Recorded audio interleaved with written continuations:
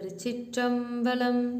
இறை வழிபாட்டிற்கே உரிய இந்த இனிய மார்கழி திங்களின் 17ஆம் நன்னாளில் மாணிக்கவாசகப் பெருமான் அருளிய திருவெம்பாவையின் 17வது பாடலே இன்றைய நம்முடைய சிந்தனைக்குரிய பாடலாகும்.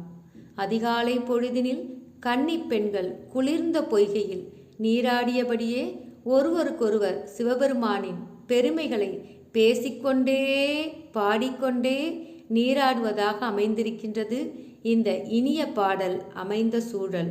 தற்பொழுது பாடலுக்குள் செல்லலாம்.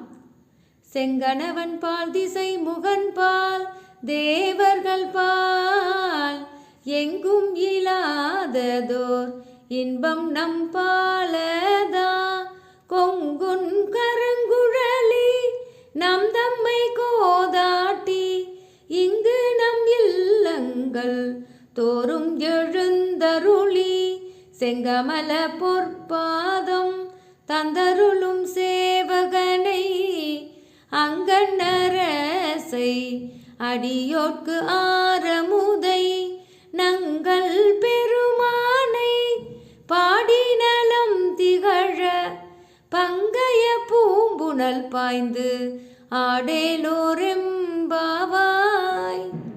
பாடலின் பொருள்: மனம் பொருந்திய கூந்தலை உடையவளே, திருமால், நான்முகன், தேவர்கள் ஆகியோரிடத்தும் வேறு எங்கும் இல்லாத இன்பம் நம்மிடத்ததாக அவன் நம்மை குற்றங்கள் நீக்கி குணம் கொண்டு கோதாட்டுவான். இவ்வுலகில் நம் வீடுகள் தோறும் எழுந்தருளி வந்து தன்னுடைய செந்தாமரை போன்ற பொன்மயமான திருவடிகளை வழங்கி அருளினான்.